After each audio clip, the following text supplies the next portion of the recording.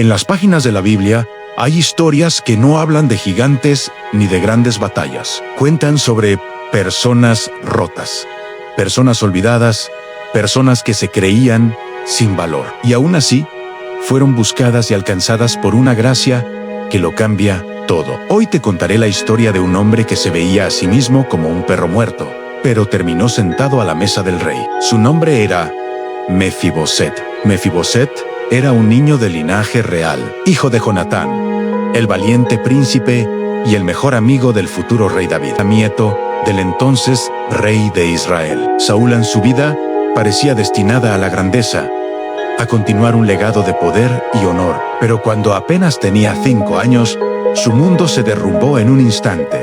Una noticia devastadora llegó al palacio, como un trueno en un día despejado. Saúl y Jonatán, su abuelo y su padre, habían muerto en el campo de batalla. El pánico se apoderó de todos. En medio de ese caos y desesperación, su nodriza, la mujer que lo cuidaba, lo tomó en sus brazos para huir, para salvar la vida del último heredero varón. Pero en la carrera desesperada, en la urgencia por escapar, tropezó.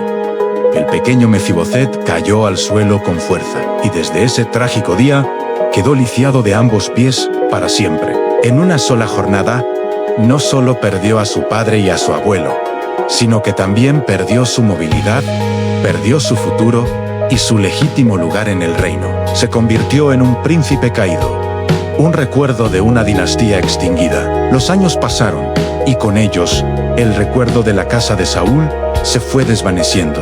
David, el ungido, el amigo de Jonatán, fue finalmente coronado como rey sobre todo Israel. Y como era una costumbre brutal pero común en aquella época, los nuevos reyes solían eliminar a todos los descendientes del monarca anterior para asegurar su trono y evitar futuras rebeliones. Mefiboset lo sabía perfectamente. El miedo era su compañero constante. Por eso se escondió tan lejos como pudo, en un lugar llamado Lodabar. Este no era un lugar cualquiera, era un sitio árido, olvidado, un refugio para los que no tenían a dónde más ir. El propio nombre del lugar era una sentencia Lodibar. Significa sin pasto, sin palabra, sin esperanza, y allí, en esa tierra desolada, vivía Mefiboset, lisiado, pobre, dependiendo de la caridad de otros, y completamente convencido de que su vida no tenía ningún valor, de que era solo un vestigio inútil de un pasado glorioso. Mientras Mefiboset sobrevivía en el olvido de Lodebar, en el palacio de Jerusalén, el rey David, ahora en la cima de su poder y gloria, recordaba una promesa, un pacto de amistad hecho años atrás con su amado amigo Jonatán. Y un día, en medio de sus ocupaciones reales, hizo una pregunta que lo cambiaría todo.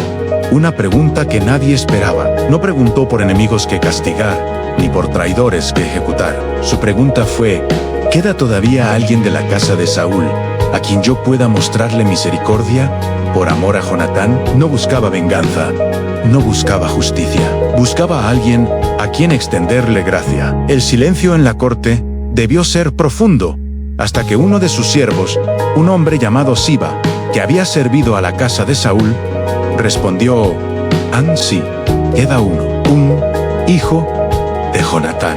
Pero, y este pero, era muy importante, está lisiado de ambos pies. Imagina el terror de Mefiboset cuando los soldados del rey David llegaron a Lodebar. Para él, ese día no era un día de esperanza, sino el día de su ejecución. Estaba seguro de que finalmente lo habían encontrado para eliminarlo. Lo llevaron desde su escondite polvoriento hasta el resplandeciente palacio en Jerusalén, el mismo lugar donde su abuelo había reinado, un lugar que para él era solo un fantasma de su infancia perdida. Temblando de miedo, sin atreverse a levantar la mirada, se postró con el rostro en tierra delante del rey David.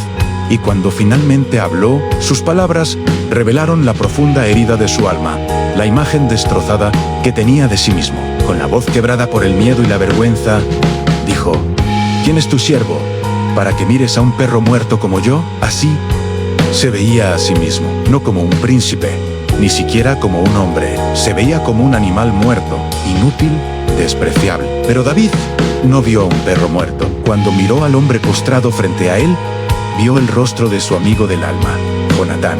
vio la oportunidad de cumplir una promesa sagrada. Con una voz llena de calidez y autoridad, David le respondió: no temas. Esas dos palabras debieron ser como agua en el desierto para el alma aterrorizada de Mefabasit.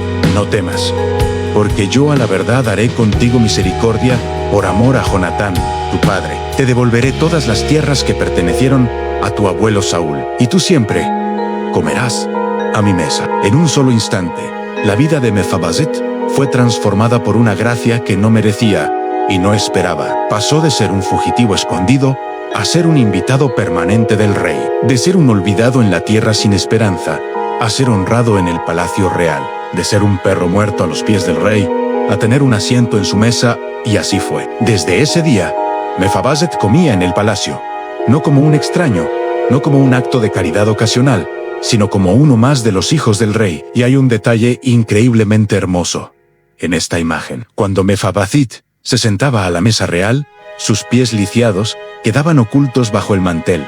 La mesa, símbolo de comunión, de aceptación y de provisión, cubría la misma discapacidad que él creía que lo descalificaba para siempre. A los ojos del mundo, él estaba roto, pero en la mesa del rey, su quebrantamiento quedaba cubierto por la gracia del anfitrión. Nadie a la mesa se fijaba en sus pies, solo veían a un hombre que había sido honrado por el rey. Su identidad ya no era su cojera, sino su lugar en la mesa. Quizás hoy, de alguna manera, te sientes como Mefabaset, roto por tu pasado, lisiado por tus errores o tus circunstancias. Tal vez te sientes insuficiente, descalificado, y te has escondido en tu propio Lodebar, un lugar mental o emocional sin pasto, sin palabra y sin esperanza. Pero quiero que sepas que Dios, el Rey del Universo, sigue haciendo la misma pregunta hoy.